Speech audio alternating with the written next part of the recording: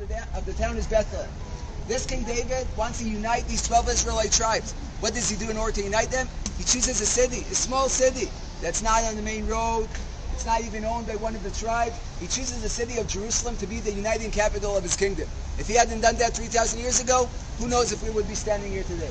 In any case, the son of David, King Solomon, he's the one who built here in Jerusalem the first temple for the Jews. If it's the first temple, it must be destroyed sometime. 2,500 years ago, the Babylonians, an empire, stormed through in here, destroyed that temple, scattered the Jews all over the world. The Babylonians won't last for long. They'll be kicked out by the Persians, who lose the Greeks, who will be kicked out of here by the Romans. Now the Romans, about 2,000 years ago, placed here a king by the name of King Herod. This King Herod is a fundamental builder. We'll see stones today, we'll touch stones that his work was placed over 2,000 years ago. He's going to completely renovate this Jewish temple in spectacular fashion. We'll see what I'm talking about later on today. In any case, about 2,000 years ago, another man is born in that town to our south. He's even more famous than David. His name is Jesus. This Jesus is going to see the beautiful Jewish temple that King Herod rebuilt, and he's going to cry. Why is he going to cry? Because he sees in his eyes that this temple is going to be destroyed. Now, whether because of his prediction or not, that's what's going to happen.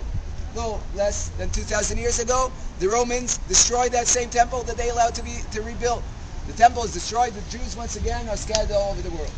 The Roman Empire, we spoke of Jesus, will become Christian. The Christians will be kicked out of Jerusalem by the Muslims. The Muslims will lose the Christians, and the Christians, you guessed it right, will lose the Muslims once again. If that's not enough for you, in the last 60 years or so, we have another set of wars over here.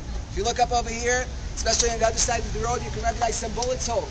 Bullet holes on the walls here of the old city that will later speak of who and when exactly built. But I think for now, this was enough wars. We'll save these wars of the last 60 years, the story of these bullet holes, for the final story when we come back here in about three and a half hours or so. Now, just in any case, back to business. Over here, we realize there are many different denominations, each one different traditions. Some of them parted from the main church over 1,700 years ago. Take, for example, this place over here. Please, what's the Last Supper? That's the Jewish festival of unleavened bread, of Passover, of Pesach, where Jesus is going to hand over the unleavened bread that's going to represent his body, hand over the wine that's going to represent his blood. A very important event. Now, believe it or not, in Jerusalem, you have 2 rooms of the Last Supper. Obviously, you believe it because, like this. At 4 o'clock, at 4 p.m., there's a mass led by a Franciscan priest. It begins, of course, at the first station of the Via Dolorosa, and then they walk along more or less the route that we came, all the way to the Church of the Holy Sepulchre. Now, the closer we get to the church, we'll soon speak of the church, of course, the more important it is, the more significant it is for the different denominations to be in control, to be in power. Everyone wants control over these sites. So in front of us, we see a small Coptic chapel. The Coptics, again, may be a small denomination worldwide.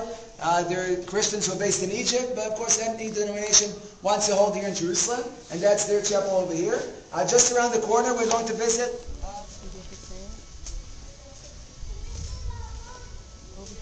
station number 5. What's going to happen over here? According to tradition, the Roman soldiers realized that the weight of the cross is too much for Jesus. Jesus is just before going up a hill, as you going to walk, and what do? They pull up a man from the crowd. A man from the crowd by the name of Simon of Cyrene. This Jew is supposed to aid Jesus to carry the cross up along. What we see here, please, leave room for people to come by. What are we seeing over here? Ararat is the holiest site for the Armenians. In the Bible, it says that Noah's Ark, at the end of the flood, the first piece of land that's going to land on is a mountain called Ararat. Yeah.